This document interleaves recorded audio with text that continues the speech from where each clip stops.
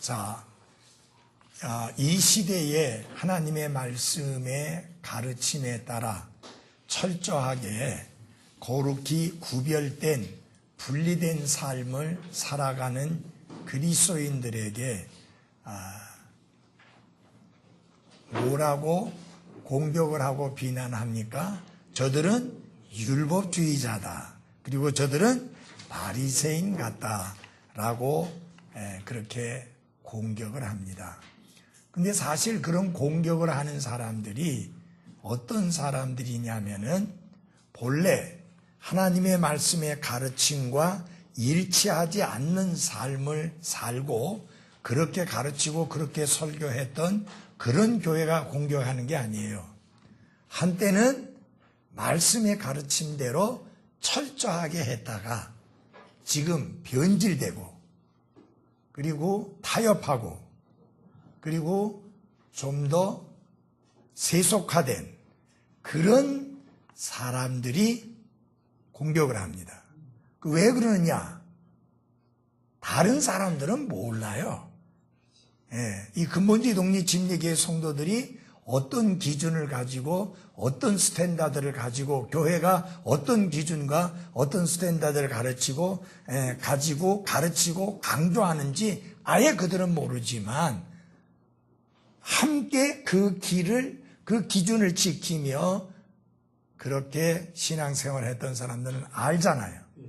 그러다가 타협하고 변질된 사람들은 다 아니까 이제 공격을 하면서 고리타분한 사람들, 그 다음에 구시대 사람들, 시대에 뒤떨어진 사람들, 이런 식으로 그렇게 비난을 하고 공격을 하고 있습니다. 물론 우리는 그들의 공격이 두렵거나 무섭지는 않습니다. 우리가 성경 말씀을 통해서 한번 봅시다. 율법주의 문제에 있어서 가장 공격적인 면은 어떤 것 때문에 나타나느냐면 교회가 출판하거나 선포하거나 혹은 당교회 일꾼들에게 요구하는 목록 또는 스탠다드 때문인 것으로 보입니다. 그래서 한 7가지 부분을 생각해 보고자 하는데, 자, 이렇게 볼 수 있습니다. 이제 이 성경적인 기준을 철저하게 가르치고 실천하는 교회는 어떤 책자 같은 것을 출판해도 반드시 그 책자 속에 그런 내용이 실리게 마련입니다. 그리고 설교를 해도 설교 가운데 우리 교회가 하나님의 말씀에 따라 실천하고 실행하는 스탠다드, 그 기준은 이런 겁니다라고 반드시 선포하게 마련입니다. 그 중에서 가장 핵심적이고 중요한 것이 성경 역본입니다. 어떤 성경을 쓰느냐, 그것이 가장 강하게 강조되고 있는 것입니다. 그뿐만 아니라 주일학교 교사들이라든지 찬양대원이라든지 집사라든지 또 사역자라든지 이분들에 대해서 요구하는 그런 기준, 스탠다드가 분명히 있습니다. 예를 들어서 우리는 주일학교 교사와 찬양대와 집사들은 기본적으로 반드시 하나님 앞에 10분의 1, 11조를 드리는 사람이어야 한다. 그게 분명히 있는 거예요. 그 다음에 절대로 술 마시는 사람이어서는 안 된다. 즉 다시 말하면 금연과 그 다음에 금주를 실천하는 사람이어야 된다라는 스탠다드가 있습니다. 자, 그 다음에 집사는 성경에 말씀한 대로의 그 기준에 따라서 해야 될 뿐만 아니라 특별히 우리가 근본주의 독립침례교회에서 강조하고 있는 것 중에 하나는 한 아내의 남편이어야 된다. 그러니까 무슨 말입니까? 여자 집사는 부정하고 부인한다는 것이 됩니다. 그것은 똑같은 것이 뭐냐면 우리는 여자 목사를 인정하지 않습니다. 왜냐하면 여자 목사는 있을 수가 없습니다. 왜냐하면 그 목사의 자격이 한 아내의 남편이기 때문입니다. 여러분 이제 한 가지 아셔야 될 것은 아이, 구약시대에 여대언자들이 있지 않았습니까? 라는 말을 하는데, 여러분, 교회는 신약교회예요. 다음부터 공부하겠지만, 구약시대에는 감춰졌던 신비입니다. 그러니까 구약시대 사람들은 교회를 전혀 알지 못했던 사람들입니다. 알지 못했던 이유는 하나님께서 전혀 드러내 보이시거나 가르치시거나 알리지 아니하시고 감추어진 신비로 남겨두셨기 때문입니다. 그래서 예수님께서 제일 처음으로 교회라는 단어를 사용하셨잖아요. 그러기 전까지는 사람들은 교회를 몰랐습니다. 그렇기 때문에 그건 감춰진 신비였기 때문에 구약시대 사람들은 알 수도 없었고 그리고 교회와 상관이 없는 사람들이었습니다. 그래서 대언자라고 하는 것은 어떤 사람이냐? 오늘날의 목사가 아닙니다. 그걸 아셔야 돼요. 이제 흔히 개혁 성경대로 하면 선지자라 하는데 그 선지자라는 말이 고약한 말이에요. 전혀 그런 의미가 아니에요. 원어상으로도 그렇고 그 다음에 영어로 봐도 그렇고 선지자의 개념이 아닙니다. 선지자야가 무슨 말이에요? 먼저 선자, 알지자, 놈자자예요. 그래서 좀 웃음 이야기지만 먼저 아는 놈이란 뜻이에요. 혹은 미리 아는 놈이라는 뜻이에요. 그러면 여러분 잘 보십시오. 과연 인간이 어떻게 미리 알 수 있습니까? 성경의 말씀에는 내일 일도 알지 못한다고 했는데 무슨 미래의 일을 미리 알 수 있습니까? 점쟁이도 아니고 점쟁이가 안다고 하는 건 순거짓말이고 그래서 대언자지 이 prophet이라고 하는 영어의 또 그 원어의 의미는 무슨 말이냐면 누구누구 앞에서 말하는 자라는 뜻이에요. 그 의미가. 그 대언자가 그거예요. 누구누구 앞에서 말하는 자, 사람들 앞에서 말하는 자. 그럼 사람들 앞에서 말하려면 자기 말을 하면 그 사람은 거짓 대언자예요. 성경에 말씀한 대로 어떤 자들이 하나님께로부터 받은 말씀도 없는데 사람들 앞에서 말을 하고 있다. 그들을 가리켜서 거짓 대언자라고 그랬어요. 내가 그들에게 말씀을 준 게 없건만 그들이 말을 한다. 그래서 자기가 꿈꾼 이야기하고. 그래서 다른 사람 앞에서 말을 하려면 반드시 구약시대에는 뭐가 있어야 되느냐? 하나님께서 주신 말씀이 있어야 돼요. 그래야지 그것을 백성들 앞에 이야기하는 거예요. 그게 대언자예요. 근데 지금 여러분이 알다시피 더 이상의 대언이 있어요? 없어요? 없습니다. 지금 대언이 있다고 하게 되면 무슨 문제가 생기느냐? 이 성경은 완전한 성경이 안 되는 거예요. 그리고 성경은 계속 늘어나야 되는 거예요. 분명히 요한계시록에서 더 이상의 대언이 없다고 확실하게 못을 박았죠.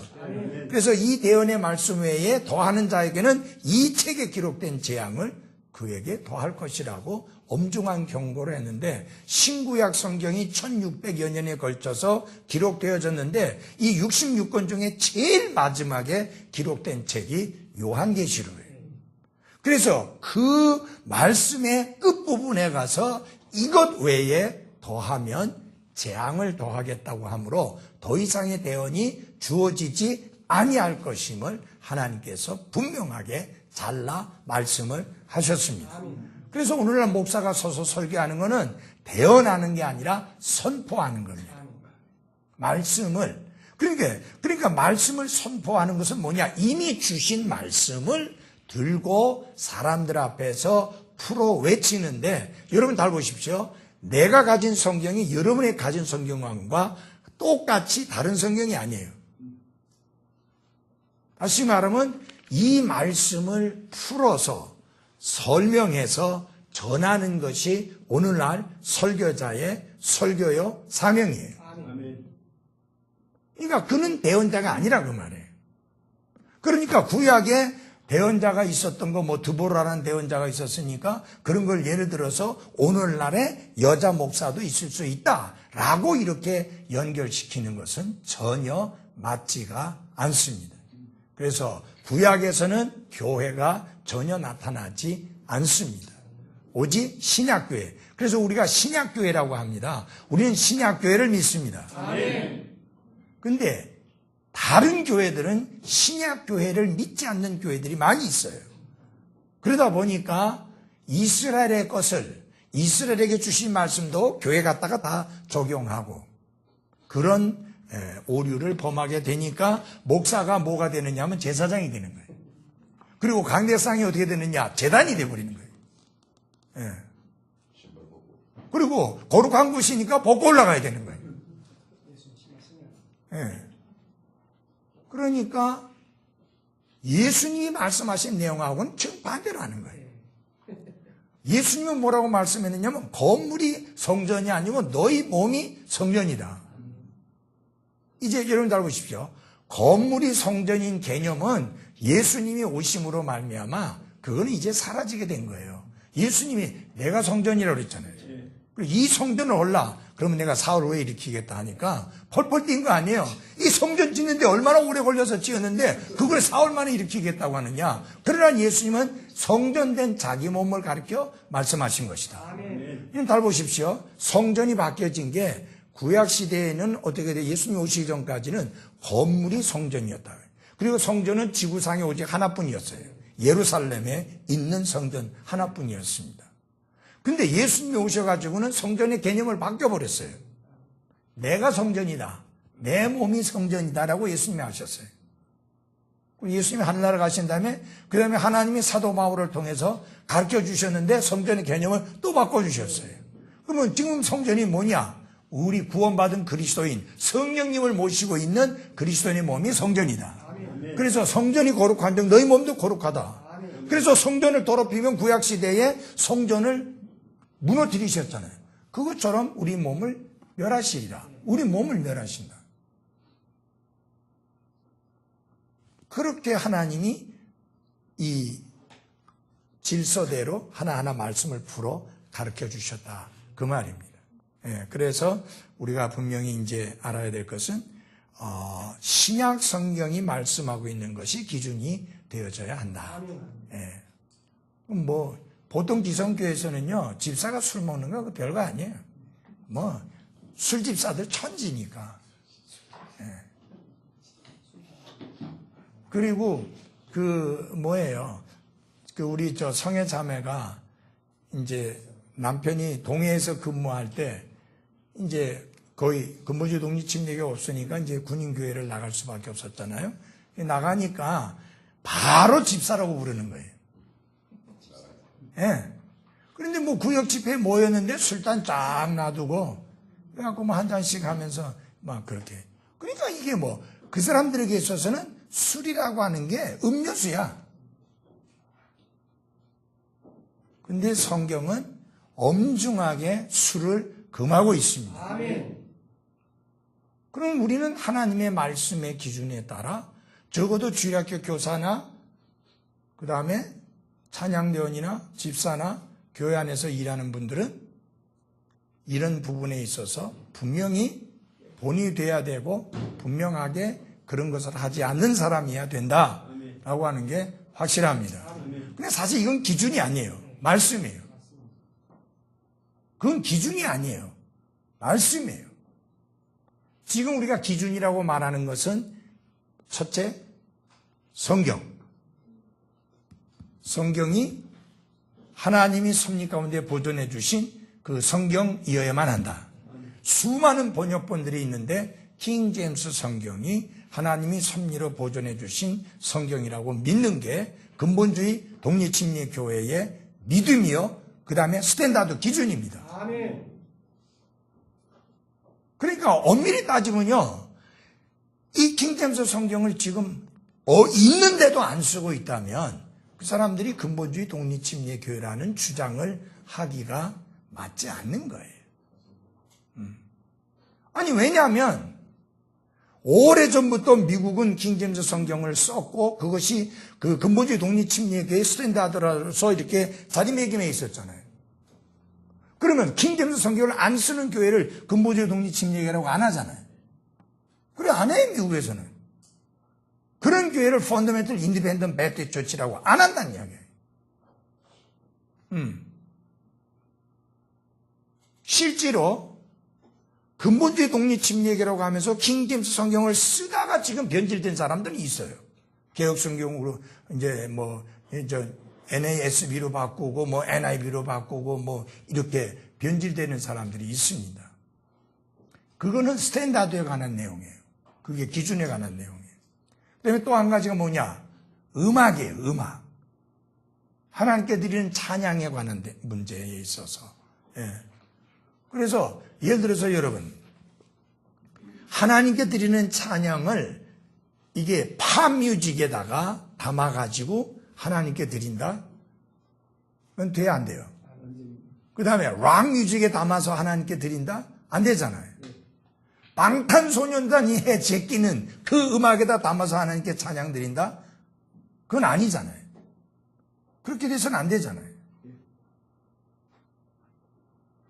거룩한 하나님께 찬양을 드리기에 합당한 음악으로 성경이 말씀한 대로 영적인 노래로 하나님을 찬양해야 되니까 영적인 음악을 사용해야 되는 게 맞습니다. 그리고 우리는 이런 부분에 있어서 근본주의 독립침례의 특징이 뭐냐? 음악이 거룩하게 구별된 음악이어야 한다. 그 다음에 복장 규정, 드레스 코드라고 하는데 복장 규정에 있어서 제일 중요한 건 뭐예요? 남자는 남자답게 입고 여자는 여자답게 입어서 단정해야 된다. 어떤 자매님이 오늘 성경 공부 시간에 왔는데 그 자매 이야기 중에 이 교회를 오다 보면은 저기 해운대에 있는 좀 대형 교회에서 버스로 사람들을 실어 나르는데 이 내리는 사람들 보면 이게 청바지 짝짝짝짝 찢어갖고 구멍 뻥뻥뻥뻥 난 것들, 그 다음에 초미니 그런 사람들이 들어가고 있는데 전부 다 교회를 향해서 들어가고 있다는 거죠. 여러분, 그런 것들이 어떻게 세상과 동화된 것이지 세상과 짝하지 않는 것이라고 말할 수 있겠어요? 여러분, 옷 입을 때 생각하고 입어야 돼요. 합당한 옷인지 아닌지, 이게 단정한 옷인지 아닌지. 전에 이런 경우가 있었어요. 제가 그때 모든 것을 질서 있게 하고 단정하게 옷을 입어야 된다 했는데 한 분이 처음 교회로 오셨어요. 그리고 오시면 우리가 이제 사진 찍잖아요. 그분이 처음 오셨는데 뭐라 말했냐? 오늘은 제가 품위 있게 옷을 입지 않아서 성경에 품위 있게 하라고 했는데 품위 있게 옷을 입지 않아서 다음 주에 품위 있게 입고 와서 사진 찍겠습니다. 그래가지고 그 다음 주에 양복 입고 와서 사진 찍었어요. 아니, 처음 교회 온 사람도 그 한마디 딱 듣고 알아갖고 그렇게 하는데 정말 이미 구원받았고 믿음의 생활을, 그리스도의 생활을 오래 했다고 하는 사람이 그렇게 품위 없게 입고 하나님께 경배드리러 온다고 하는 것은 그건 전혀 합당치가 않다 하는 부분입니다. 그래서 그런 부분들을 이제 말을 할 때 사람들은 우리가 무슨 율법주의자니 또 혹은 바리새인이니 라는 공격을 하는데, 여러분 잘 보십시오. 성경적인 스탠다드, 성경적인 기준은 반드시 선포되어져야만 합니다. 아멘. 무슨 말이냐? 설교 가운데 이 내용은 선포되어져야 합니다. 아멘. 그리스도인의 기준에 대해서. 그래서 교회 음악이 어떠한지 선포되어져야 되고, 왜 우리는 킹제임스 성경이어야 되는지 선포되어져야 되고, 왜 그리스도인들이 단정하게 옷을 입어야 되는지 선포되어져야만 하는 것입니다. 디도서 2장 15절을 보겠습니다. 디도서 2장 15절.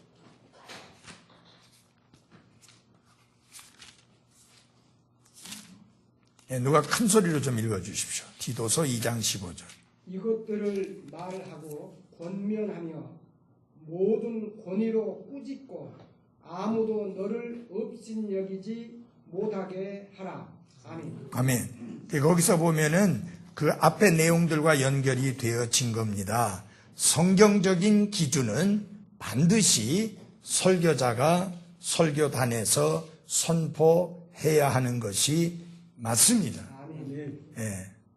자, 두 번째로 소위 목록이라고 하는 것, 그 기준이라고 하는 것은 그것이 합당한지 아닌지는 무엇으로 재봐야 돼요?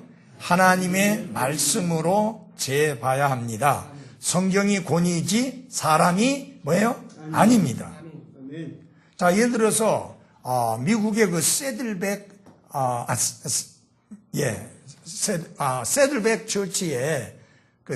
처치에 릭 오렌이라는 목사가 굉장히 유명한 목사입니다.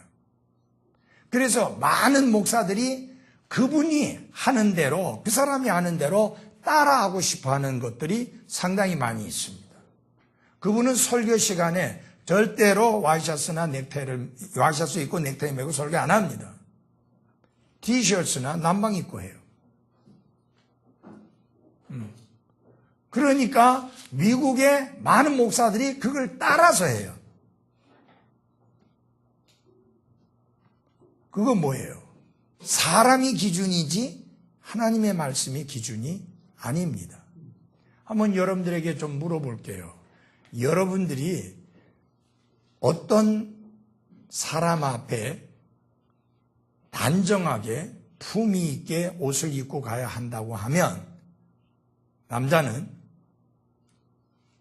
넥타이를 메고 와이셔츠를 입고 양복을 입고 가는 것이 그분을 대면하는 것이 맞다라고 우리의 본성도 그렇게 이야기하고 상식적으로 그렇게 받아들이고 있잖아요. 그죠? 그런데 하나님께 경배드리는 시간에 하나님의 사람들에게 하나님의 말씀을 선포하는 사람이 그렇게 옷을 함부로 입고 하는 것은, 단정하지 않게 입고 하는 것은 전혀 합당하지가 않습니다. 우리는 하나님의 말씀이 우리의 기준에 권위가 돼야지 사람의 권위가 되어서는 안 된다고 하는 것입니다. 그 다음에 세 번째로, 어떤 목록들이라도 어떤 기준들이라도 그 내용에 대하여 어느 정도의 차이는 있겠지만 성경 말씀이 요구하는 것이 있는데 그게 가장 중요한 거예요. 자, 우리 다 같이 데살로니가전서 5장 22절을 찾아주십시오. 데살로니가전서 5장 22절.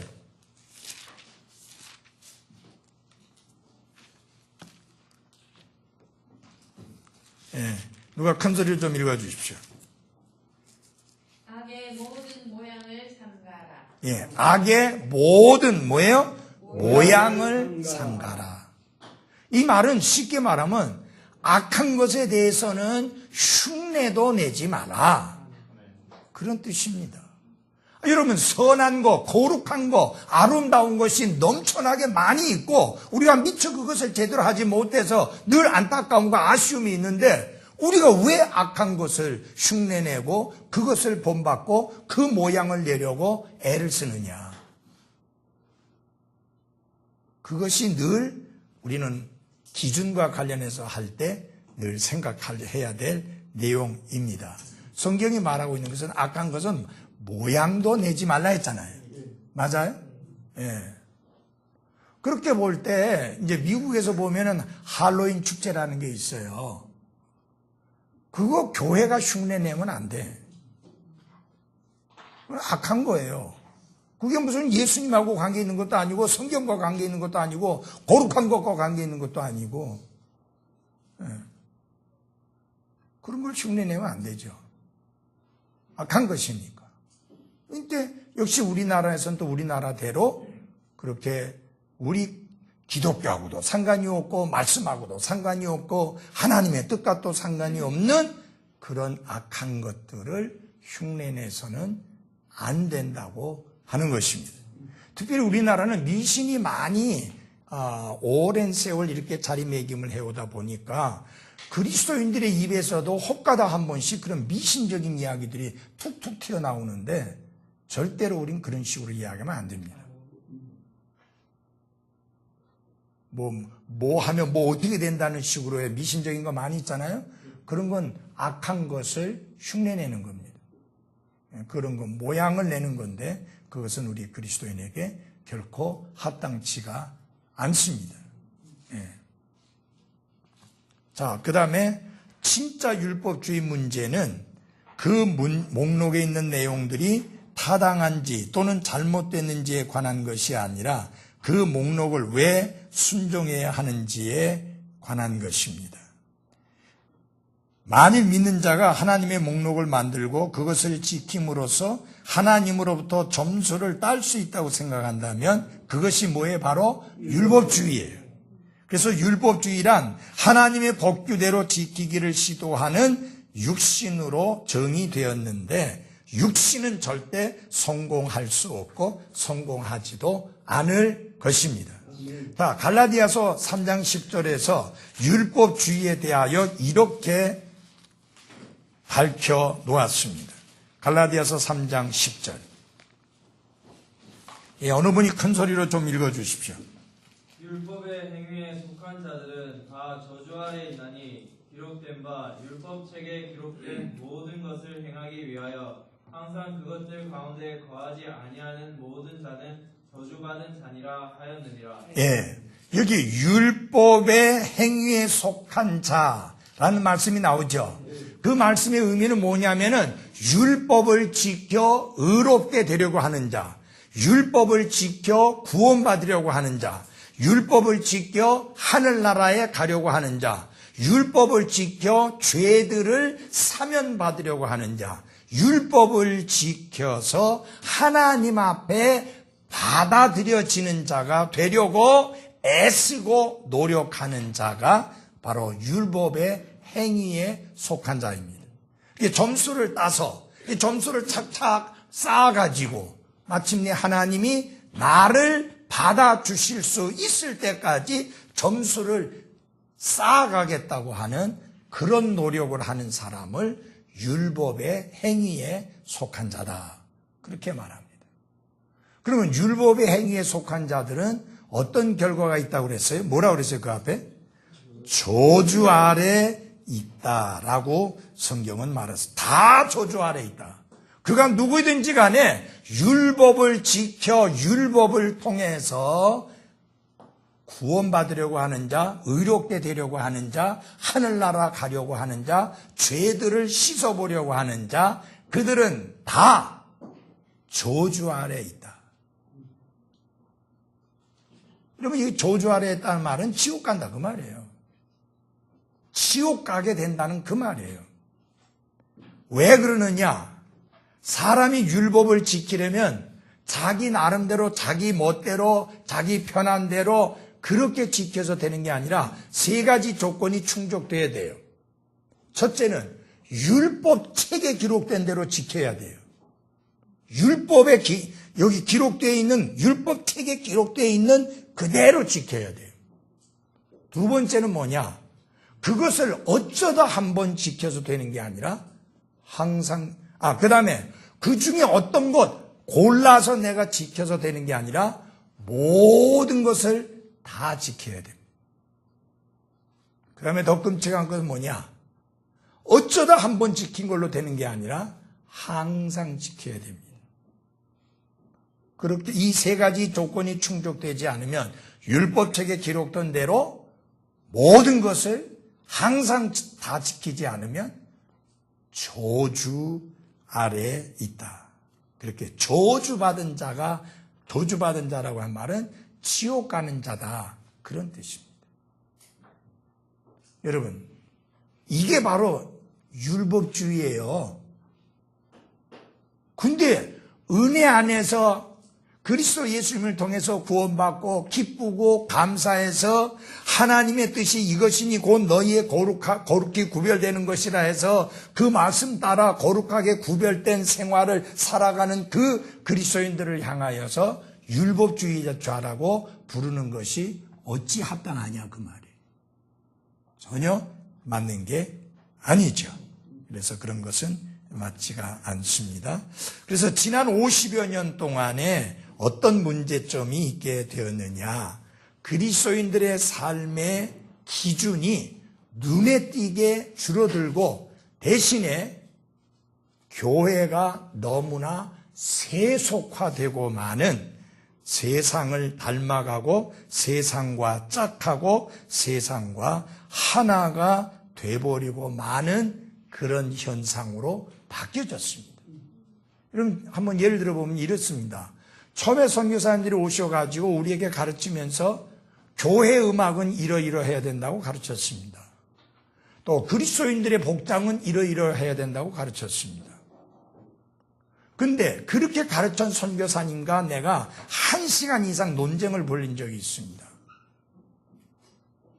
음악을 거룩한 음악으로 하나님께 찬양을 드려야 된다고 가르친 사람이 그 교회에 있는 크리스찬 스쿨에서 락 뮤직으로 쿵짝거리면서 애들이 노래를 부르고 있는데 저게 뭔 소리냐? 어째서 저런 소리가 났냐 하니까 요새 젊은 애들은 저런 음악을 좋아한다. 변질된 거 아니에요? 타락한 거 아니에요? 타협한 거죠. 그 다음에 복장에 대해서 가르쳤던 그 양반이 목티를 입었는데 면티 안에 러닝도 안 입고 흰 티를 입었으니까 어떤 모습일지 여러분 다 상상이 되죠? 너무 보기가 흉한 거예요. 그것도 안 붙이고. 근데 그게 뭐냐? 자기 집에서 입었던 옷이 아니라 자기 목양실에서 근무하면서 입고 있던 옷이었습니다. 내 아내가 눈을 어디에 둬야 될지 몸둘 바를 모르더라고요. 그러니까 이것은 무엇을 말하느냐? 그 전에는 성경에 가르치고 있는 말씀에 따라 기준을 지켜왔었는데 이제 세속화되어 버리고 만 거예요. 여러분 젊은 애들이 좋아한다고 거기에 음악을 맞춘 거예요. 그리고 예배당이 제가 그 전에 갔을 때 그 예배당하고는 너무 다르게 바꿔놨어요. 저쪽 앞쪽도 희한하게 해놓고 앞에 말씀 전하는 장소도 희한하게 해놨고 그 다음에 저 뒤쪽에 뭐가 되어 있느냐면 우리는 지금 이게 식당입니다. 이거 예배당 아니에요. 식당인데 저런 식으로 해놓은 거예요. 저 뒤가. 그러니까 이게 무슨 술집에 온 건지 예배당에 들어온 건지 분간이 안 되는 거예요. 여러분 사도 바울은 분명히 말했잖아요. 내가 사람들을 즐겁게 하려. 사람들에게 관심을 가지고 사람들에게 기쁨을 구하고 사람들의 즐거움을 추구하는 자가 되랴 하나님께 관심을 가지고 하나님을 기쁘게 하는 자가 되랴. 분명히 질문을 던졌잖아요. 그리고 결론 났잖아요. 내가 만약에 사람을 기쁘게 하고 즐겁게 하려고 하는 자라면 하나님의 종이 뭐예요? 아니니라. 그래서 지금 제일 걱정스러운 게 뭐냐? 교회가 너무나 세속화되고 있다고 하는 겁니다. 그런데 제가 더 두려우는 건 뭐냐면은 근본주의 독립침략의 신앙을 가진 사람들이 세속화되는 그쪽으로 조금씩 가고 있는 게 두렵다는 이야기입니다. 그래서 우리는 더 철저하게 지켜가야 합니다. 아멘. 확실하게 해야 됩니다. 예. 자, 그 다음에 우리 에베소서 4장 15절을 보겠습니다. 에베소서 4장 15절.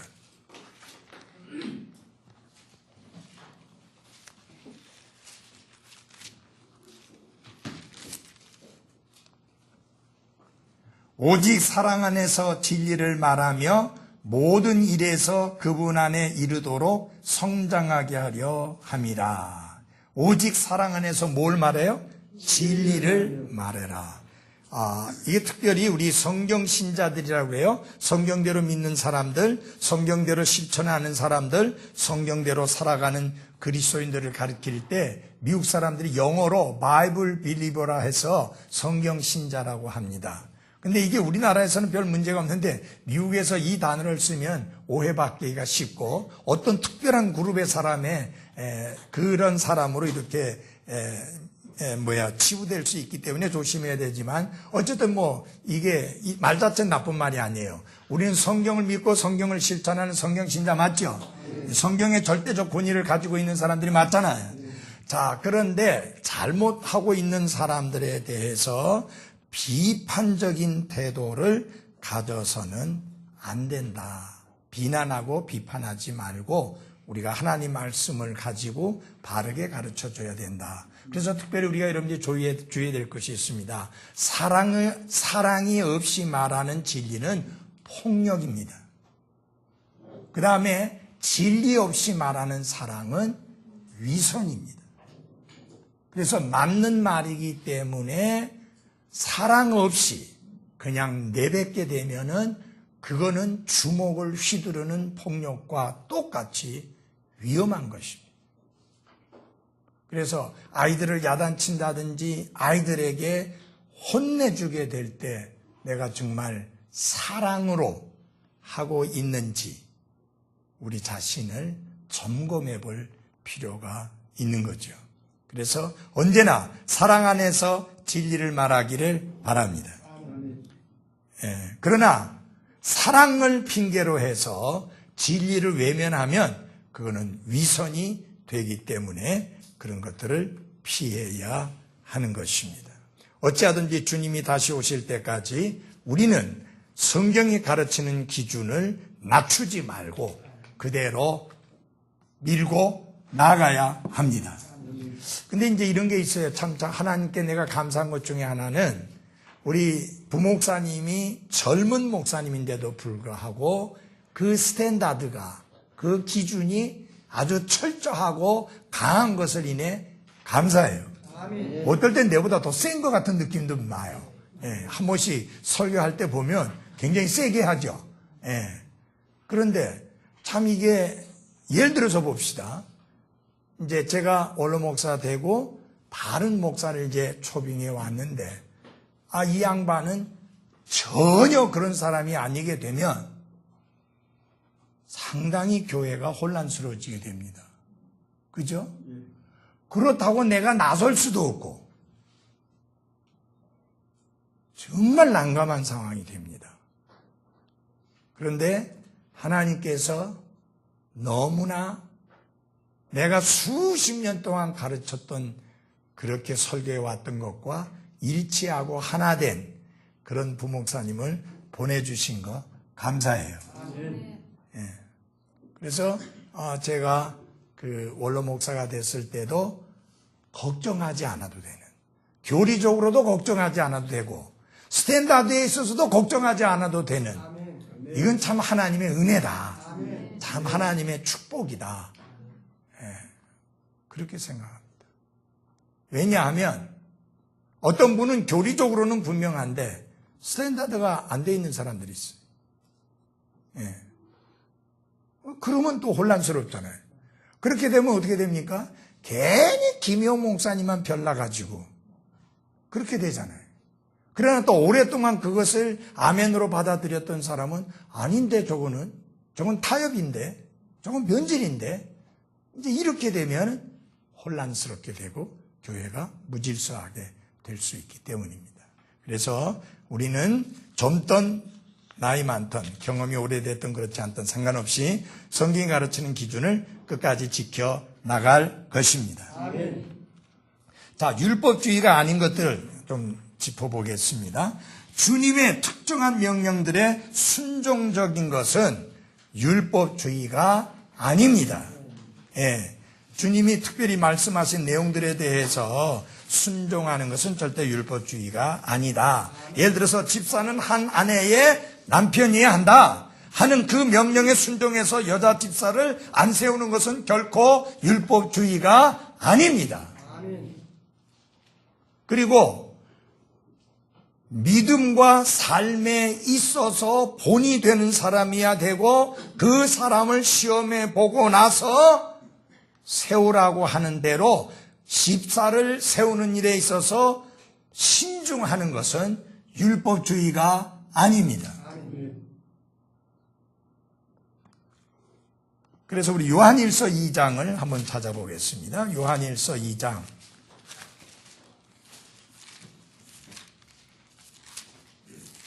요한일서 2장 3절입니다.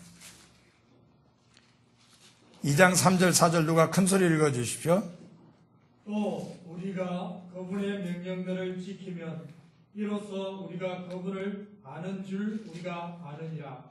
내가 그분을 아노라 하면서 그분의 명령들을 지키지 아니하는 자는 거짓말하는 자요 진리가 그 속에 있지 아니하되. 예, 주님의 명령을 지키지 아니하는 자는 거짓말하는 자입니다. 주님을 안다고 말하면서도 주님의 명령을 지키지 아니하면 거짓말하는 자요 그 속에 진리가 없다라고 성경은 엄중하게 말씀합니다.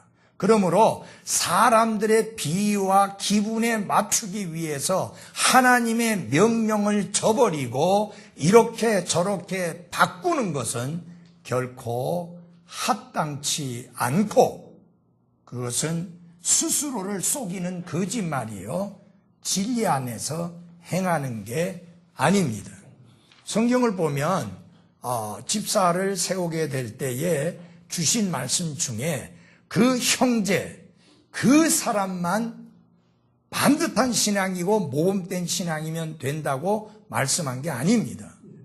어떤 교회는 보면 자기 부인이 교회를 나오지도 않는데 그 교회를 나오지도 않는데 집사를 세우는 사람, 그런 교회를 봤어요. 자, 성경적으로 맞을까요? 안 맞을까요? 예?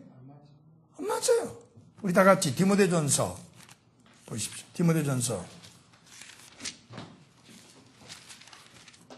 디모데전서 3장 10절과 11절 우리 또 다른 분이 큰 소리를 읽어주십시오.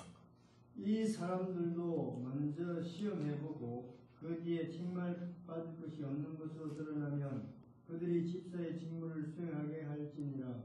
이와 같이 그들의 아내들도 반드시 신중하며 끊는 자가 되지 아니하며 맑은 정신을 가지고 있으며 모든 일에서 신실한 자라야 할지니라.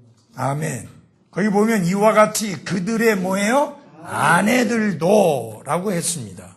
이게 개혁성경에는 이와 같이 여자들도 해가지고 여집사를 말하는 걸로 그렇게 잘못 해석하고 가르치는데 그렇지 않습니다. 그들의 아내들도 their wives, 그들의 아내들도예요.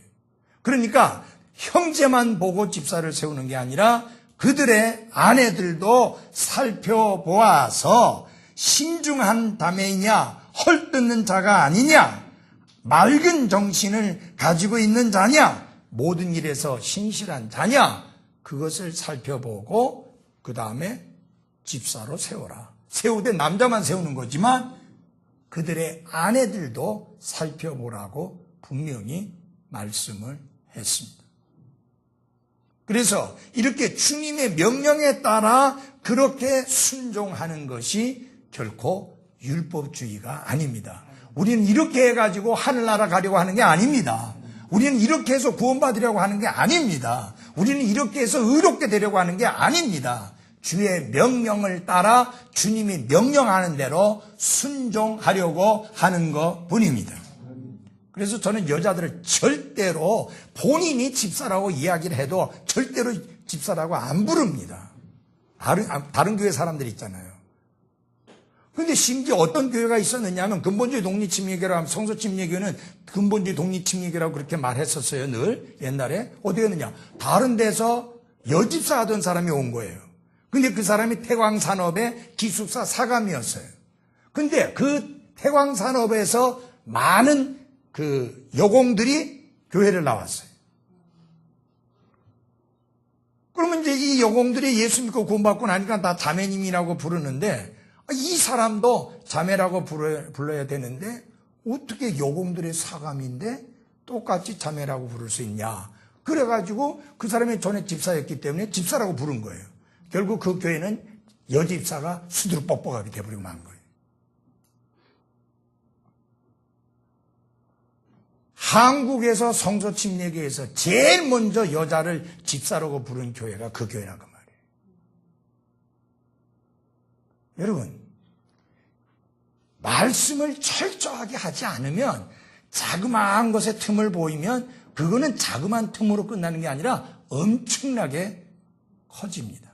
여러분, 댐에 손가락 하나 들어갈 만한 구멍이 있어도 댐은 무너집니다. 자, 예를 들어서 우리 교회, 다른 교회 장로하던 분이 왔다.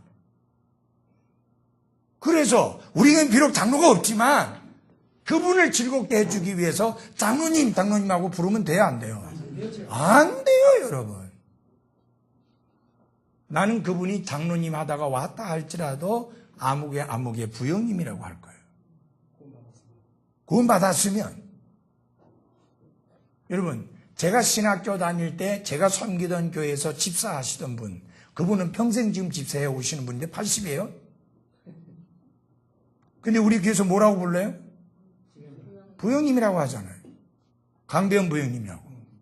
내가 신학생이었을 때 그분은 집사였다니까요. 그럼 왜 집사라고 안 불러요? 집사는 지역교회의 집사예요. 온 세계 통할 수 있는 집사가 아니에요. 그래서 해외 거주 집사는 있을 수가 없어요. 그래서 우리 장성로 형제가 잘렸잖아요, 집사하다가. 아니, 교회도 안 오는 사람이 무슨 집사예요? 우리 교회 안 나오는데 다른 교회 나. 다른 교회 하니까. 그럼 그 교회 가서 집사가 되든지 말든지. 라고가 우리 교회는 아니다, 그 말이죠. 그래서 이렇게 철저하게 하나님 말씀이 가르치는 대로 하는 게 상대방은 혹은 몇몇 조금 다른 생각 가진 사람들은 불편한 거예요, 이게. 그래서 불만을 할 수도 있어요. 불평할 수도 있어요. 불평하든지 말든지. 중요한 거는 사람이 아니라 하나님의 말씀입니다. 아멘. 말씀대로 해야 됩니다. 그래서 저희 교회는 이 교회가 주님 다시 오실 때까지 존재하는 한 결코 여집사는 없을 것이고 없어야만 합니다. 아멘. 우리 저 부목사님 나중에 여집사 안 세울 거죠? 예, 안 세울 겁니다. 예. 이게 아주 그 위험한 생각들이 많이 있는데요. 잘못된 생각들을 많이 가지고 있는데, 소위 무슨 그 말하자면은 원어를 이야기하면서 뭐가 어쩌고 저쩌고 하고 떠들면서 여집사가 맞다 혹은 있을 수 있다 라는 식으로 말하는 사람들이 그 팩도 아닌 소리입니다. 그냥 제가 시간이 없어서 그냥 설명드릴게요. 여러분, 이 집사를 일컫는 말이 그리스어로 디아코누스라고 하는데, 그러면은 그 명칭이 심지어 누구에게까지 붙었느냐 하면은 예수님한테도 그게 붙었어요. 그러면 예수님이 무슨 교회 집사였어요? 에? 그 똑같은 단어가 쓰여졌다고 그래서 그분이 집사예요? 아니잖아요. 사도 바울에게도 그 이름이 붙었어요. 그러면 사도 바울이 어느 교회 집사였어요? 맞아요? 아니에요. 그래서 그 디아코노스라는 말은 일반적인 경우가 있고 특수한 경우가 있는 거예요. 다시 말하면 직분으로서의 디아코노스가 있고 그냥 명칭으로 그냥 부르는 것으로서의 직분이 아니고 그게 하인이라는 뜻이에요. 종이라는 뜻이에요. 그 부잣집에는 종들이 많이 있었잖아요. 그 사람들을 부를 때 디아코노스라 했어요. 왜? 그 사람들이 섬기는 자이기 때문에. 그럼 예수님이 내가 섬기는 자가 되려고 왔다 했을 때 그때 똑같은 걸 붙였어요. 그 의미는 일반적인 의미예요. 섬기는 자로 오셨다. 섬기는 자다. 여러분, 옛날에 우리나라에도 돈 많은 사람들 집에는 집사들이 있었어요. 최인재님 아시죠? 집사들이 있었던 거. 네. 그러면 그 사람들이 집사라고 불려지니까 교회 오면 바로 집사예요? 아니잖아요. 그렇죠. 집안일 도우는 사람. 그래, 로마서 16장을 보겠습니다. 로마서 16장.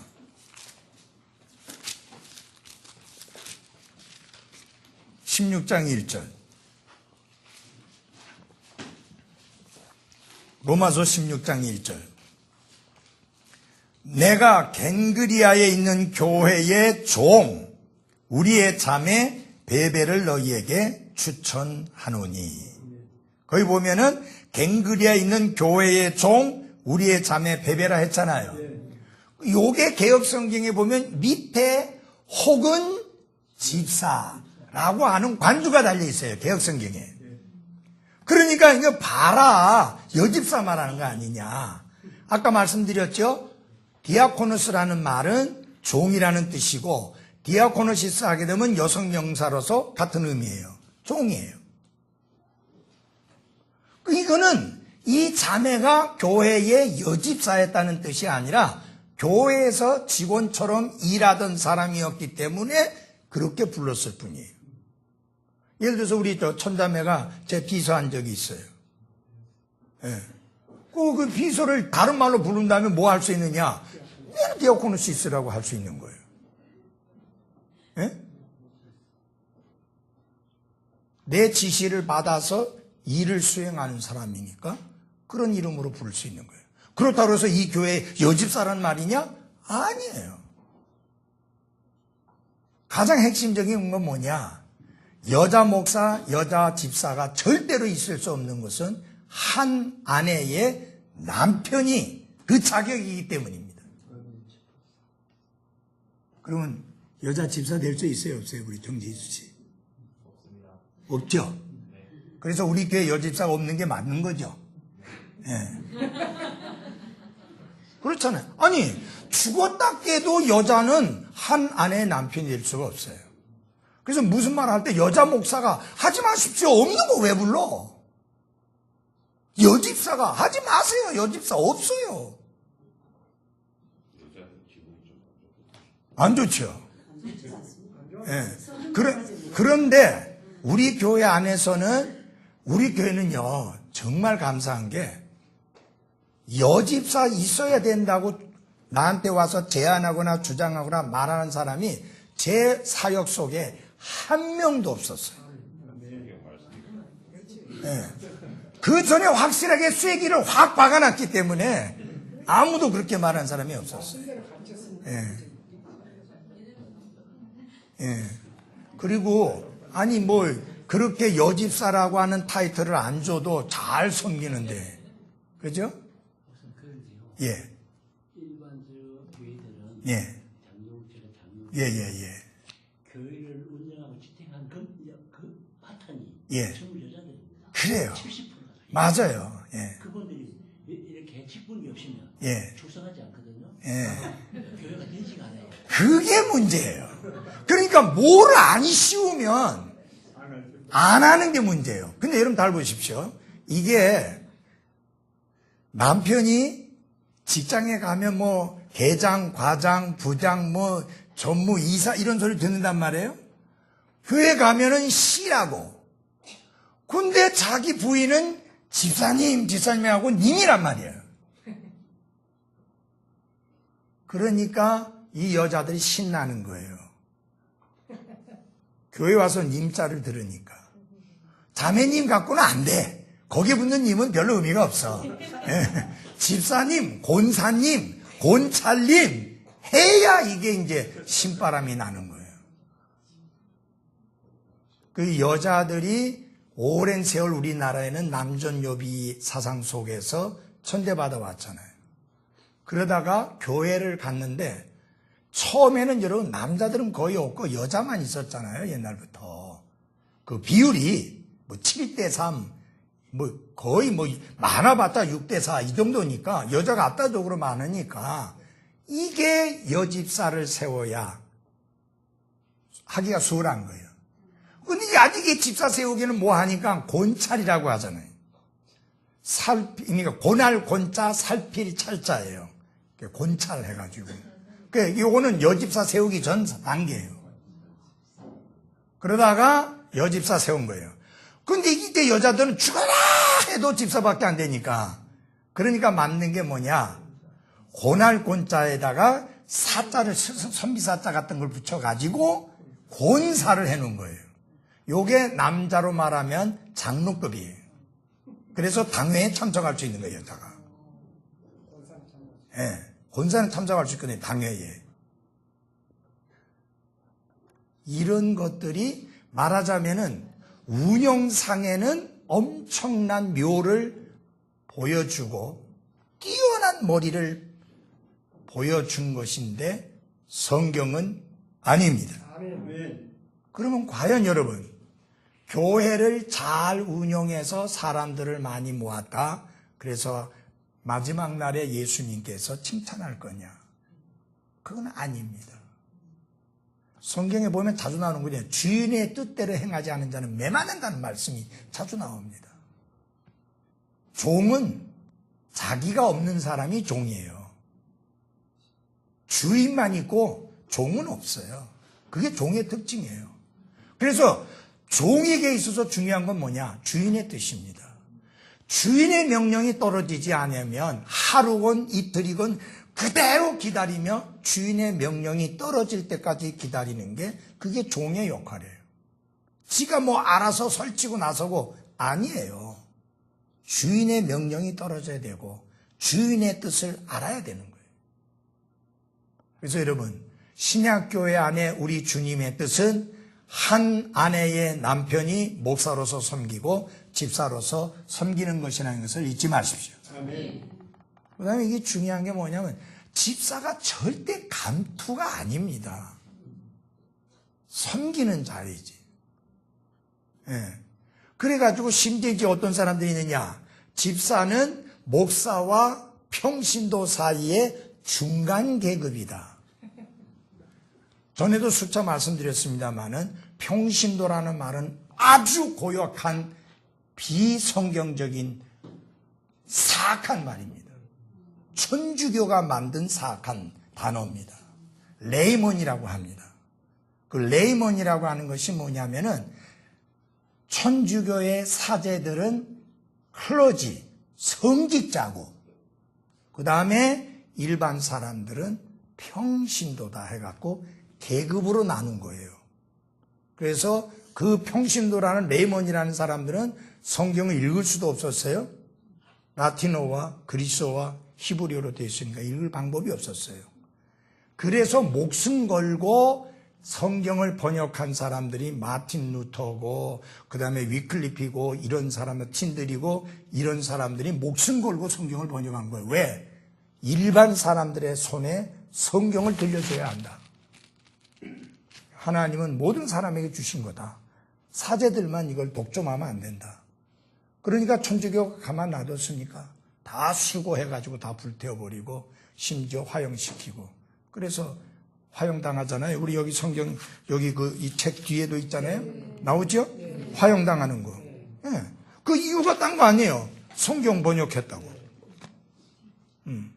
그 누가 한 짓이에요? 불신자들, 소위 일반 불신자들이 한 게 아니라 사악한 집단인 천주교 집단이 한 짓거리들이에요.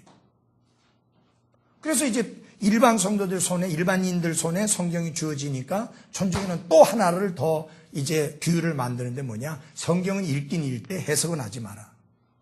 해석은 성직자들만 해야 된다. 그러니까 결국은 뭐냐? 사람들이 성경을 갖고 있지만 그냥 성경을 읽을 뿐이지 이 의미가 무엇인지를 알려고 캐려고 노력하면 안 되는 거예요. 그럼 어디냐? 성당에 가서 사제가 풀어주는 대로 그 내용만 듣는 겁니다. 그러다 보니까 교황 무엇을 가르쳐도 그게 성경적으로 맞는지 안 맞는지도 모르고 그대로 받아들이고, 예?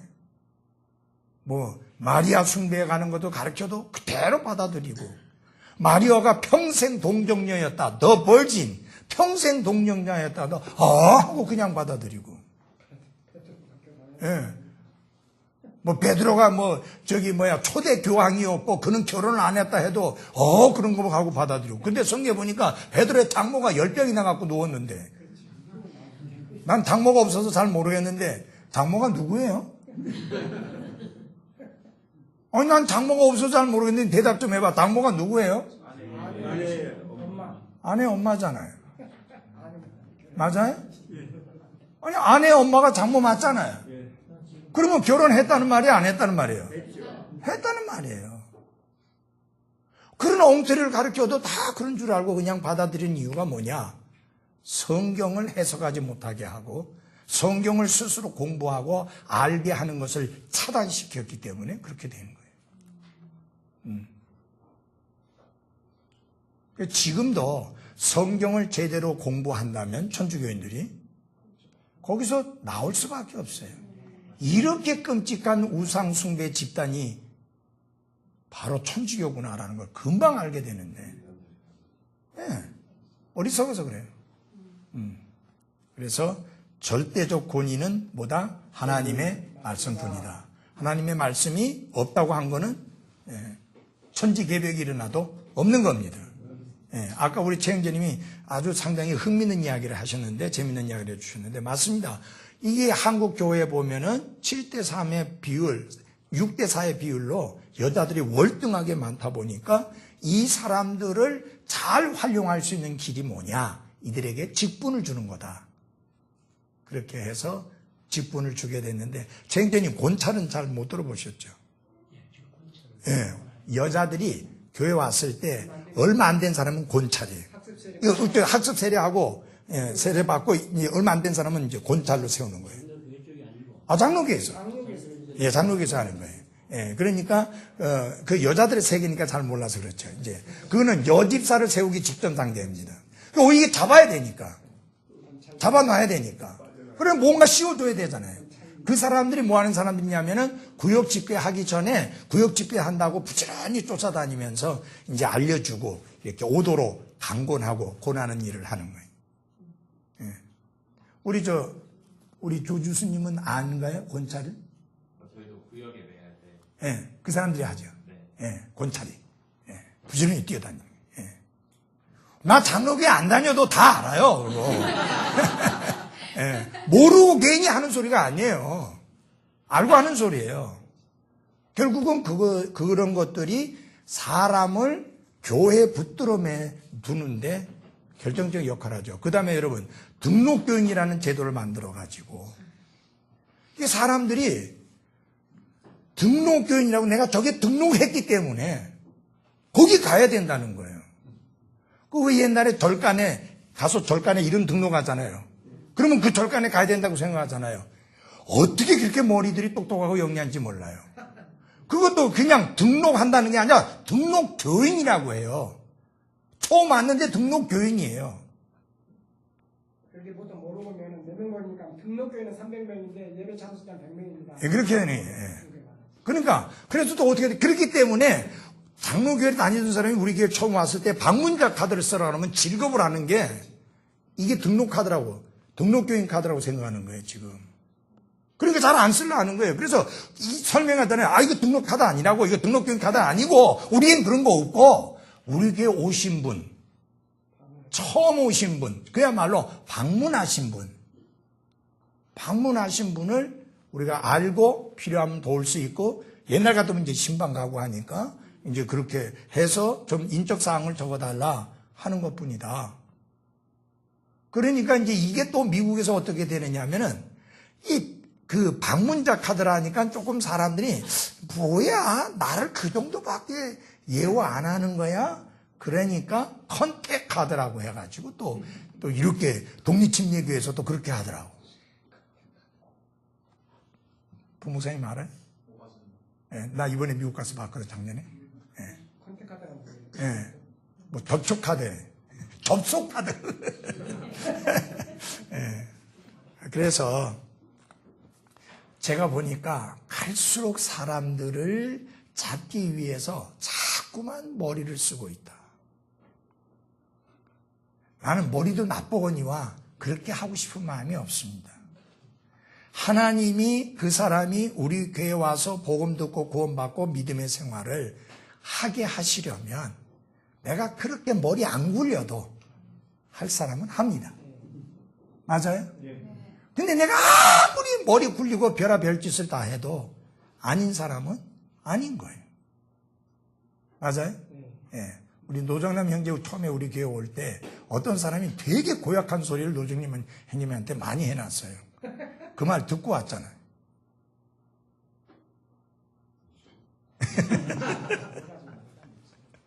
아니 그러니까 무슨 말이냐면은 무슨 말을 듣고 왔던 증언에 내가 이 교회를 통해서 교회를 섬기고 싶다. 그런 마음이 있으면 우리는 그때까지 기다리는 거예요, 그냥. 본인의 결정이니까.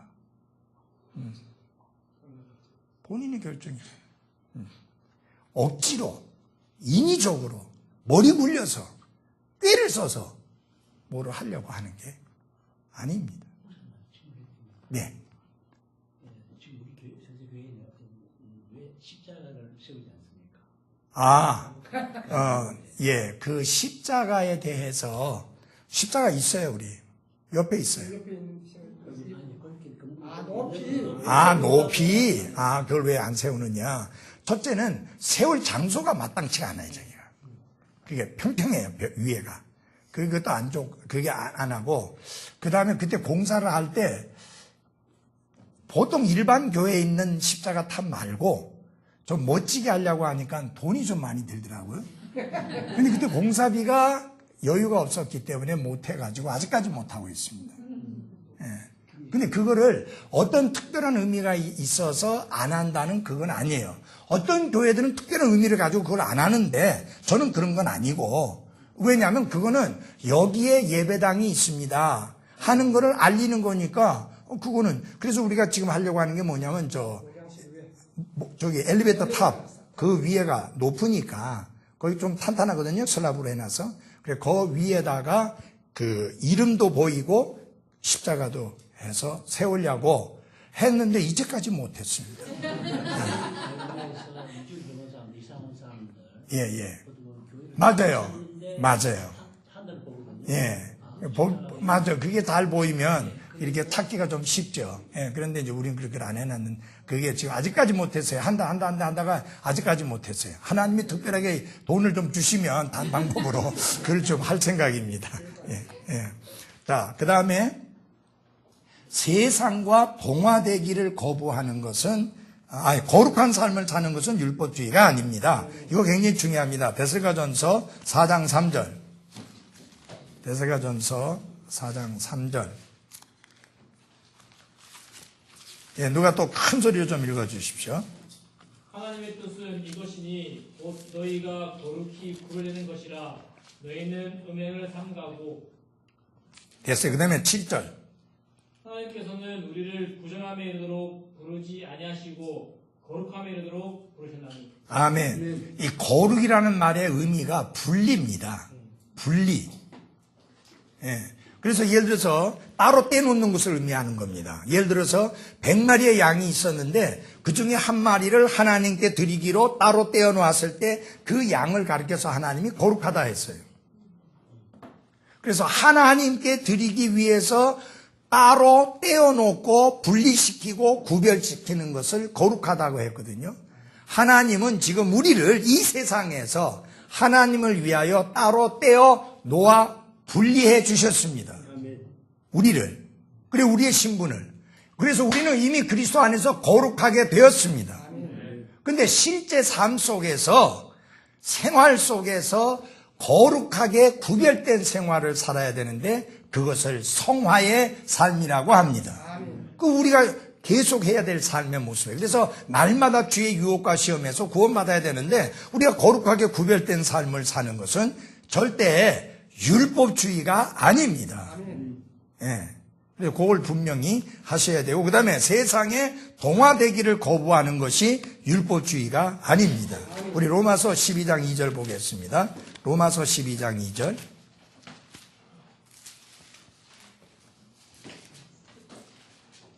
예, 같이 좀 읽어보겠습니다. 로마서 12장 2절 시작. 너희는 이 세상에 동화되지 말고 오직 너희 생각을 새롭게 함으로 변화를 받아 하나님의 거룩 받으실 만하며 완전하신 뜻이 무엇인지 입증하도록 하라. 아멘. 이 명령은 두 가지로 되어 있습니다. 하나는 뭐뭐 하지 말라. 하나는 그러면 대신에 이렇게 하라 라는 부정적인 명령과 긍정적인 명령 두 가지로 나눠져 있습니다. 부정적인 명령이 뭐냐면 이 세상과 뭐가 되지 마라? 동화되지 마라. Not conform. 그러면 어떻게 되느냐? transform. 변화를 받으라. 근데 변화가 어떻게 이루어진다 그랬어요? 생각을 새롭게 함으로. 이게 개혁 성경에는요, 마음을 새롭게 함으로 그렇게 했습니다. 여러분, 우리 마음은 새롭게 안 됩니다. 생각이 새로워져야 돼요. 우리 가운데 어느 누구도 자기 마음은 못 바꿔요. 생각을 바꿔야 돼요. 생각이 바뀌어야 삶이 바뀌어요. 행동이 바뀌어요. 그래서 모든 것의 시작은 생각에서부터 오는 거예요. 여러분, 아담과 이브가, 특별히 이브가 먼저 그거 먹었잖아요. 마음이 바뀐 게 아니에요. 생각이 바뀐 게 생각이.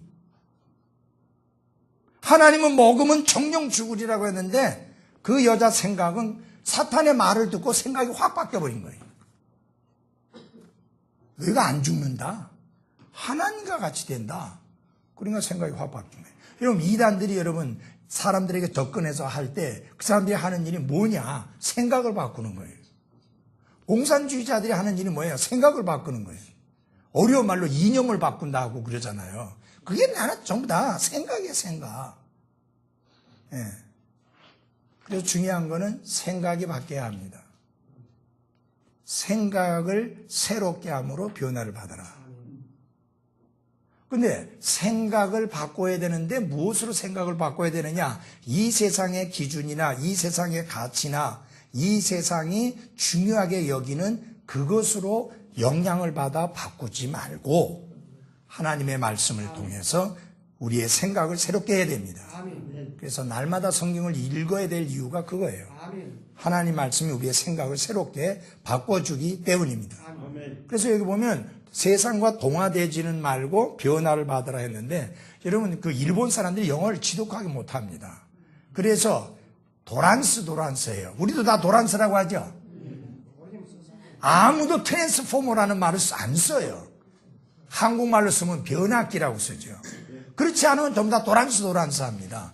그 도란스는 말이 영어로는 트랜스포머예요. 그걸 일본 놈들이 영 발음이 안 되니까 도란스로 바꿔버렸어. 예. 도란스. 예, 가려고 좋아. 예, 그래서 엉터리예요, 엉터리. 예. 근데 이 트랜스포머 변압기의 특징이 뭡니까? 이쪽에서 어떤 변압이 들어오든, 이쪽에서 어떤 전압이 들어오든지 간에 요것을 통과하면 다른 변압으로 바뀝니다. 예, 바뀌는 거예요. 요걸 통과하면 110V가 들어와서 220으로 바뀌고 220이 들어와서 110으로 바뀌고 요 변압기를 통과하면 성경은 우리의 생각을 새롭게 함으로 변화를 받으라. 그러니까 이 세상에 어떤 영향을 끼치든지 간에 그런 것들이 우리의 생각 속에 어떻게 많이 들어오든지 간에 하나님의 말씀으로 생각을 새롭게 함으로 변화되라 그 말이죠. 그래서 이게 아무리 세상적인 것이 들어오려고 해도 들어와도 생각을 새롭게 함으로 변화된 모습을 드러내 보이는. 그래서 사랑하는 그리스도인 여러분, 정말 우리의 생각을 지켜야 돼요. 성경 보면 너희의 생각과 마음을 지키시리라 했잖아요. 생각이 먼저 지켜져야 되는 거죠. 염려가 어디서부터 와요? 절대 마음에서도 일어나지 않아요. 생각에서 시작되는 거예요. 누구를 향한 미움의 마음 어디서? 미움에 대한 그런 감정 생각에서부터 오는 거예요. 저거 나한테 잘못했다. 저거 나한테 못되게 했다. 저거 나에게 상처 줬다. 저거 나를 괴롭게 했다. 나를 힘들게 했다. 그런 생각을 가지게 되면 미워하는 감정이 일어나게 되는 겁니다. 그게 그렇게 되면은 미워하게 되고 또 그 미움이 발전하면 행동으로 나오게 돼요. 예.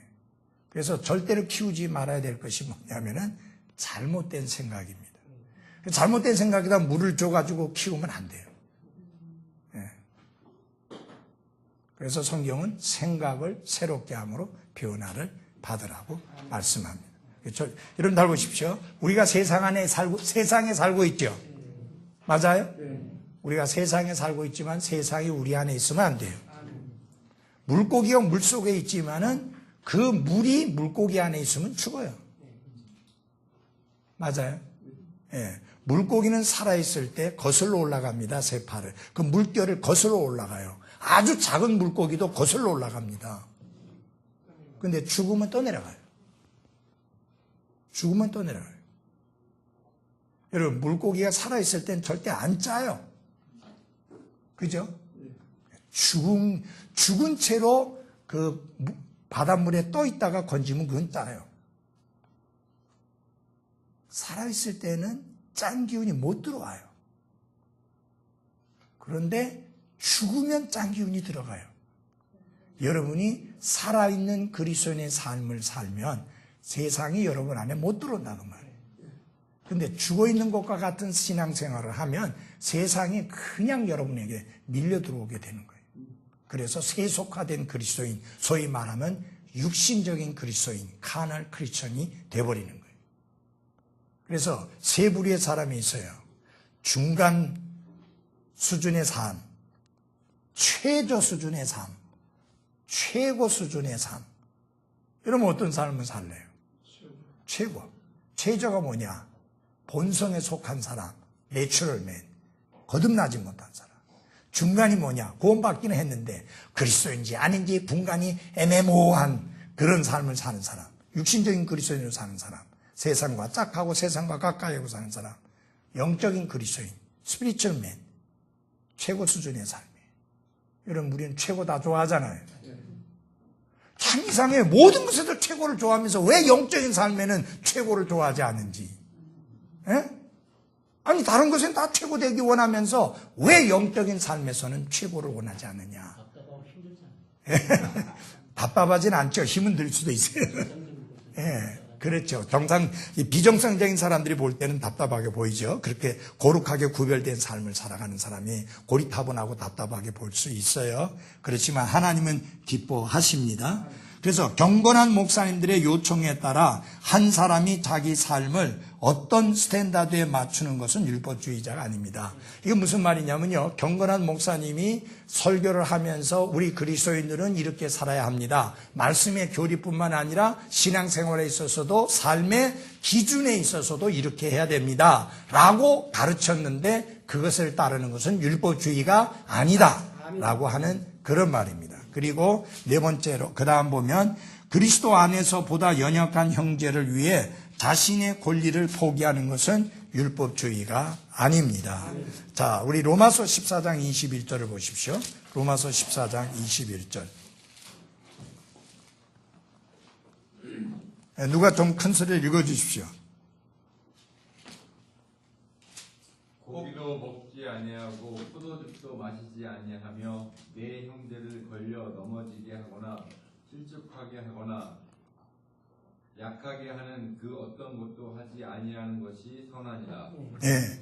좌우간 형제를 실족하게 하거나 넘어지게 하지 않는 것이 선한 것이다. 예. 그래서 여러분 이게 참 중요합니다.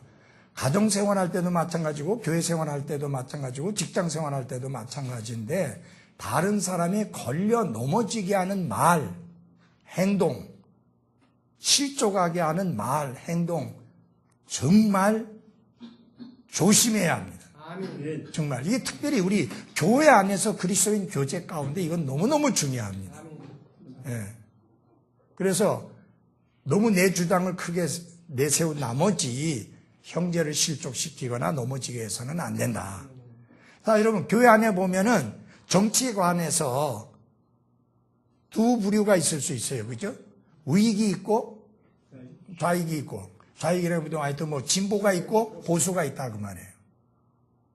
근데 이걸 가지고 교회 안에서 교제하면서 형제 자매들이 그런 거 잘 안 하는데 형제들이 이거 가지고 교제하면 안 된다 그 말이에요.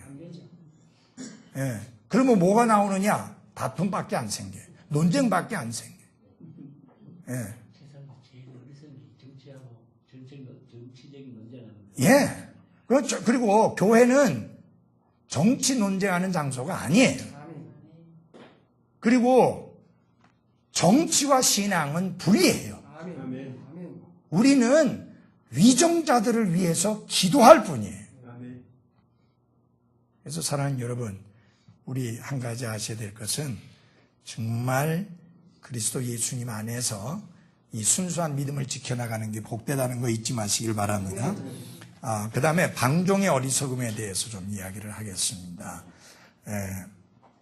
방종은 내가 원하는 대로 행동할 수 있는 자유를 가지고 있다는 태도인데, 내가 구원받았으니까, 내 구원이 영원히 안전하니까, 그리스도 안에서 보장되었으니까 내 삶을 내 멋대로 살 수 있다는 끔찍한 생각입니다.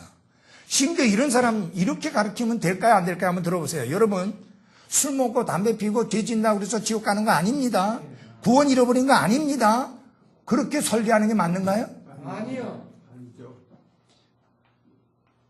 그래 설계하면 안 맞아요. 그건 방종이야. 여러분 잘 보십시오. 구원의 영원한 안전한 보장은 우리가 멋대로 마음대로 살아도 천국 간다는 것을 보장해 주기 위한 수단이 아니에요. 그게 죄 짓는 면허증이 아니에요. 나는 그런 사람들에게 이렇게 묻고 싶습니다. 예를 들어서 죄를 지어도 지옥에 안 간다. 죄를 지어도 천국 간다. 뭐 술 먹어도 천국 간다. 그러면 나는 반대로 이렇게 묻고 싶어요. 당신 진정 구원받은 적이 있느냐? 여러분, 구원받았다는 말은 지옥 안 간다는 그거 하나만이 아니에요. 구원받았다는 말은 우리가 거룩하게 하나님 앞에 구별된 사람이 된 성도가 되었다는 말이에요. 아멘. 거룩한 영, 하나님의 영, 성령님을 모셨다는 말이에요. 전에는 인간의 타락된 본성인 죄악된 본성, 심플 네이처만 있었는데 디바인 네이처, 신의 성품, 하나님의 본성을 우리가 소유하게 되었다. 그 말입니다. 그런데 구원의 영원한 보장을 죄 지을 수 있는 무슨 면허증 받은 것처럼 그렇게 말을 한다면 그 사람의 구원은 의심스러울 수밖에 없어요. 예? 예. 교회에서도요. 구원받고 난 이후에 어떤 사회적 환경에 의해서 이 지금 말씀하신 방종을 제가 들었을 때 예. 여기 뒤에서 어떤 대가나 뭐 그 미래가 어떻게 예. 되는지 거기서 가르치지 않은 게 또 잘못이죠. 예. 그리고 이건 뭐냐면 구원받은 그리스도인이 정말 그 삶 속에서 하나님의 말씀을 저버리고 그릇 행하면 뭐가 있느냐? 하나님의 징계가 있어요. 징계가 없으면 그는 사생하여 참 아들이 아니에요. 예. 예수님, 성경이 분명히 말씀했어요. 징계가 있다. 징계가 없으면 사생하다. 그 말은 무슨 말이냐? 거듭난 사람이 아니다. 왜? 여러분 잘 보십시오. 내가 내 자식이 잘못하면 내 자식이니까 때리진, 지나가는 애 때리진 않잖아요. 내 자식이니까 징계하잖아요. 맞아요? 예. 그래서 징계 수위가 세 가지예요. 약하게 되는 거, 병드는 거, 그 다음에 잠들어 버리는 거. 잠드는 게 죽는 거예요. 사망에 이르는 죄가 바로 그거예요. 지옥 간다는 말이 아니에요. 사망에 이르는 죄가. 죽는다 그 말이에요. 죽는다는 건 이 목숨 죽는다 그 말이에요. 그래서 그 재미있는 이야기가 진영재가 사실상 몇 달 동안 소식이 없었잖아요. 상당히 오랫동안. 1년 가까이 소식이 없었어요. 작년 11월 달 그랬는데 태국에 출장 갔다가 쓰러진 거예요. 아니, 태국에. 그렇게 했고 그 다음에 말레이시아에서도 한 번 더 쓰러진 거예요. 이러다 죽겠다 싶었던 거예요. 그러니까 버뜩 정신이 들어가지고 자기가 세상적으로 하나님의 교회를 소홀히 하고 그렇게 살아서 하나님께서 나를 돌리게 하시려고 주셨다. 그렇게 받아들인 거예요. 그래서 자기 스스로 그런 회개 기도하고 그리고 자기 스스로 목사님 주일날 교회 가겠습니다. 주일날 뵙겠습니다. 생전 소식도 없다. 예. 문자 보내도 답도 없었고 전화도 안 받던 사람이 그렇게 해요. 그 다음에 이제 나중에 나한테 와서 한 말이 목사님 그래도 제가 사생아는 아닌 것 같습니다. 예. 왜? 하나님이 때리는 거 보니까 사생아는 아니다. 그래서 여러분 우리가 알아야 될 것은 자꾸만 구원이 지옥에만 안 가는 게 구원, 영원한 생명을 얻는 것만 구원이라고 생각하면 안 되고 그것은 큰 구원의 한 면이고 중요한 거는 이 땅에 구원받자마자 저 십자가상에 달렸던 강도처럼 우리가 천국 바로 가는 게 아니니까 이 땅에서 삶을 살기 때문에 중요한 게 뭐냐면 성도의 삶이에요. 성도의 삶. 거룩하게 구별된 삶. 그것이 중요한 겁니다. 그러니까 이 오류는 예전에 반율법주의로 알려졌습니다. 이 구원파 사람들이 이런 식으로 생활을 무시했고요. 예를 들어서 생활에 가는 것만 조금만 설교하면 뭐라고 했느냐? 이 교회 또 율법 가르치네. 그랬었어요. 예. 그러니까 하나님 말씀대로 기도할 거 가르치면 율법 가르친다고 하고, 헌신하는 것에 가르치면 또 율법 가르친다고 생각하고, 너무 심한 방종. 기도도 안 하는 거예요. 뭐라고 하느냐? 아니, 구하기 전에 있어야 될 것을 하나님 다 아신다고 했는데 왜 기도하냐? 결국 그건 뭐냐? 형식이라는 거예요. 근데 여러분, 구하기 전에 있어야 될 것을 하나님이 다 아신다는 말씀은 앞뒤 문장으로 연결해서 봐서 왜 주님이 그 말씀을 하셨는지를 알아야 되지요. 그 밑에 보면 처음에 무슨 말 때문에 그 말이 나온 거예요? 주원부원하지 마라. 한 말 또 하고 한 말 또 하고 다시 말하면은 무슨 주문 외우듯이 그래 하지 마라. 하나님은 구하기 전에 다 있어야 될 것을 안다. 그런 의미에서 말씀한 거지 기도하지 마라. 그 말이 아니란 말이에요. 예, 그래서 그런 것들. 그래서 반율법주의자들이, 무법주의자들이 많이 있었는데, 그래서 율법 아래 있지만 우리는 무법 상태는 뭐예요? 아닙니다. 우리는 율법 아래 있지 않냐고 뭐 아래 있어요? 은혜 아래 있습니다. 은혜 아래 있습니다. 많은 사람들이 자기들이 생각하는 율법주의에 대응하면서 그 말을 합니다. 그러나 은혜가 무엇을 가르치는지 이게 아주 중요하더라고요. 디도서 2장 11절, 12절 우리 다 같이 찾아서 읽겠습니다. 디도서 2장 11절, 12절. 디도서 2장 11절, 12절. 같이 읽겠습니다. 시작. 구원을 거저다 주시는 하나님의 은혜가 모든 사람에게 나타나 우리를 가르치시되 건고치 아니한 것과 세상에 속한 정욕들을 우리가 거부하고 이 현 세상에서 맑은 정신을 가지고 의롭게 하나님의 뜻대로 살며. 은혜가 가르치는 게 무엇이냐? 우리가 은혜 아래 있다고 그랬는데 율법 아래 있지 않냐고 은혜 아래 있다고 그랬는데 은혜가 가르치는 게 무엇이냐? 이 말씀에 보면은 세상에 속한 정욕들을 뭐예요? 거부하고 경건치 아니한 것을 거부하고 맑은 정신을 가지고 그 다음에 의롭게 그 다음에 하나님의 뜻대로 사는 게 그게 은혜가 가르치는 거예요. 그래서 여러분 주님의 특정한 그래서 우리가 계속해서 죄 가운데 거할 수 있습니까? 그럴 수 없느니라 그랬습니다. 왜? 죄에 대하여 죽은 자이기 때문입니다. 자, 그 다음에 우리가 은혜 아래 있기 때문에 하나님께 율법이 없는 자가 아니지만 그러나 그리스도께 뭐예요? 율법 아래 그리스도께 율법 아래 있는 자다. 그러니까 왕가의 법 아래 있는 자다. 이런 다 보십시오. 구원받은 사람은 왕손입니다. 왕손이에요. 그러니까 왕손은 왕가의 법이 있어요. 예.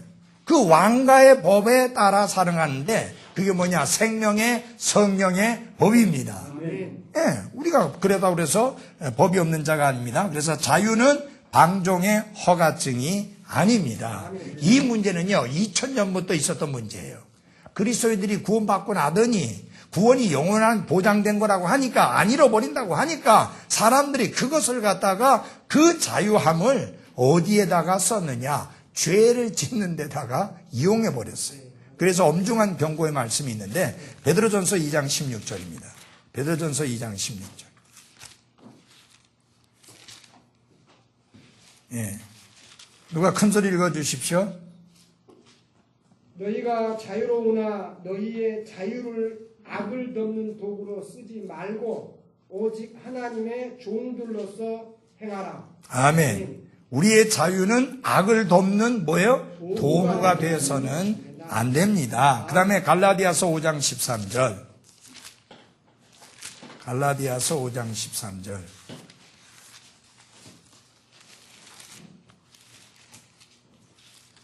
읽어주시죠. 또 다른 분 큰 소리 읽어주세요. 형제들아 너희가 부르심을 받아 자유에 이르렀으나 오직 자유를 육신을 위한 기회로 쓰지 말고 사랑으로 서로를 섬기라. 아멘. 그것은 육신을 위한 뭐가 돼서 안 된다고요? 기회가, 즉 변명의 여지가 되어서는 안 된다라고 하는 것입니다.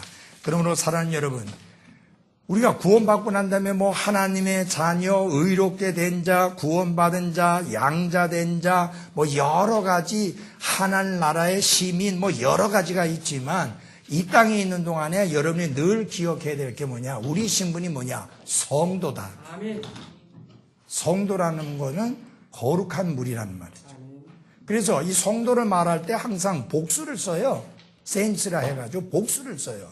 성도도 물이 도자예요. 우리는 혼자 거룩하게 우리만 독야청청 사는 게 아니라 같은 믿음을 가지고 같은 확신을 가지고 같은 구원을 받은 사람들이 함께 이 세상에서 거룩한 무리로서 살아가는 겁니다. 잊지 말아야 될 것은 내가 성도라는 사실을 잊지 마십시오.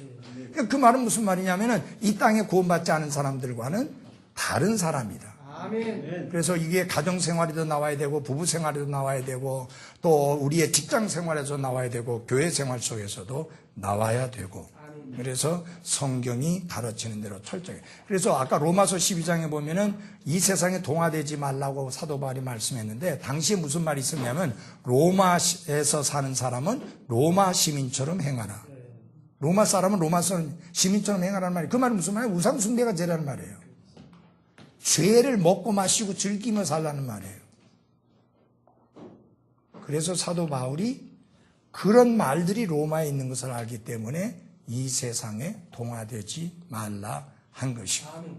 여러분, 이 세상은 얼마나 흔하게 죄와 짝하고 먹고 마시고 합니까? 그러나 우리가 그들과 그렇게 하나가 될 수 없는 것은 우리의 거룩한 무리이기 때문입니다. 네, 기도하고 마치겠습니다. 네, 우리 부목사님 기도하고 마칩시다. 하나님 아버지, 이 저녁에도 우리에게 말씀을 가르쳐 주셔서 감사합니다. 아멘. 주 성령님, 우리가 늘 말씀 따르고 지키고 내 것으로 삼고 이 머리에서 끝나는 게 아니고 실제 생활로 우리 행동으로 사는 삶이 있는 성경 신자들이 될 수 있도록 도와주옵소서. 아멘. 성경 공부를 위해서 늘 수고해 주시는 하나님의 사람 목사님을 인하여 감사드립니다. 아멘. 그리고 올해는 일과 마치고 이렇게 모이게 힘쓰신 모든 분들이 아멘. 감사드립니다. 네. 돌아가는 길 하나님 비가 오는데 하나님께서 안전하게 지켜주세요. 그리고 태풍이 부산 가까이 올 것 같은데 네, 주여. 우리 모든 성도님들 그리고 모든 사람들 하나님께서 안전하게 주님께서 돌보아 주세요. 네. 예수님의 이름으로 기도했습니다. 아멘. 예.